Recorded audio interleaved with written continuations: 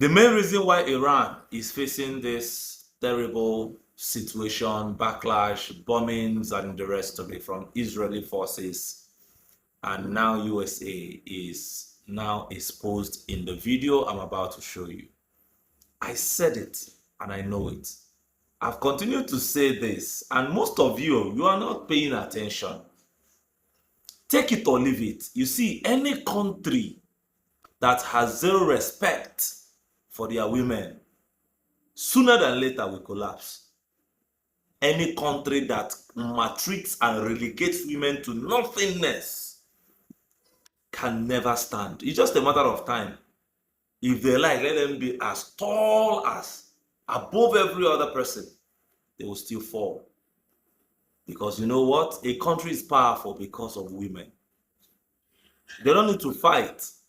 They don't need to carry ammunition. They don't need to do this or do that. It is what makes them women in that country that protects that country. That is why it is called motherland. It is not called fatherland. Because mothers are life and strength. Iran, how far? Now you can see that as it stands now, you are losing. Why? Because you have zero tolerance for your women.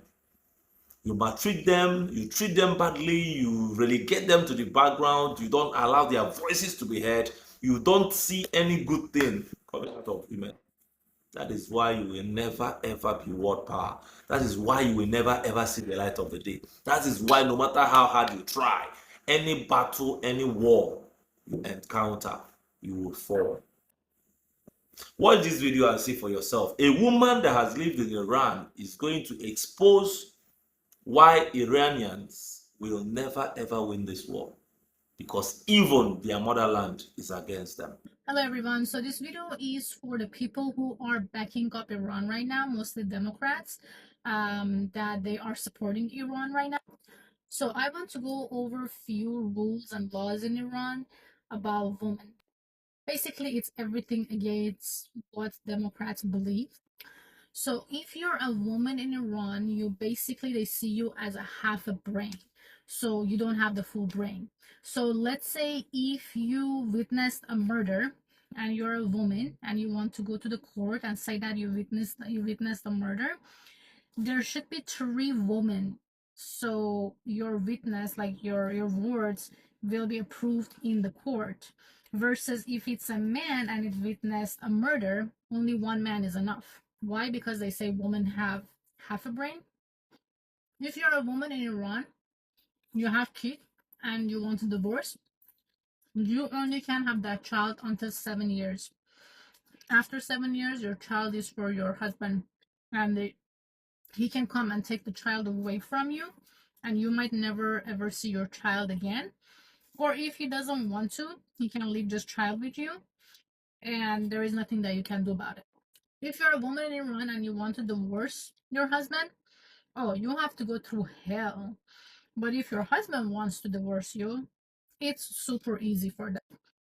If you're a woman in Iran and you're being beaten up by your husband, and me as your neighbor call the police and say, my neighbor is, you know, hitting his wife to death, police will do nothing. They will say, well, it's a family matter and it is his wife. So basically, a wife for a man is like an object, just like they bought a car or something.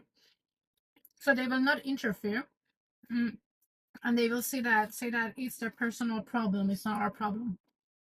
If you're a woman in Iran and you want to travel out of country, you have to have the approval from your father if you're single, or your brother if you don't have a father.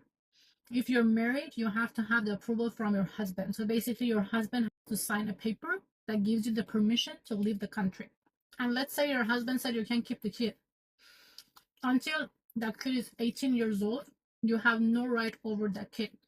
Basically, if you want to leave the country, the kid cannot leave the country unless the father approves it and give the permission. If you're a woman in Iran, you can never become a judge because they say women women decide with their emotions, so they cannot be a good judge. If you're a woman and you walk into your home and you see your husband with another woman and you get mad and you kill them, you will be hanged. But if you're a man, you walked in a room and get your husband with another man, you can kill both of them and nothing's gonna happen to you. In Iran, you will be hanged if you kill someone. That's the punishment. But if you're a woman and you kill someone and your punishment is hanging, but you are virgin, they will first rape you before they hang you.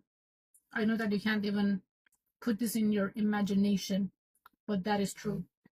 Because in Islam, you cannot hang a virgin woman. In Iran, if a woman does not want to sleep with the husband and have sex, and the husband basically force you and kind of rape you, actually, it does not count as a rape. So your husband can basically force you to have sex, and there is nothing that you can do about it. In Iran, a woman cannot sing. No man can hear your voice singing. In Iran, if you're a woman and you get raped, do you know what's the first thing that they ask you? What did you do that they raped you? As a woman in Iran, we get sexually assaulted every day. Me, myself, I've been in Iran for 27 years. I've been sexually assaulted every day. Not by raping, but you walking in the street, they will touch your butt. They will touch you. They will say nasty things in your ear. You're not safe anywhere. You sit in taxi, a man next to you, they will touch you. There is nothing you can do really about it. Freedom of speech, freedom of religion, freedom of choosing your sexuality, forget about it. You want to be a bisexual, you want to be gay, you want to be lesbian in Iran, forget about it. You can be, but there's going to be consequences for that, and you better not be caught. And this was just a very, very small amount of the things that's going on in Iran against women.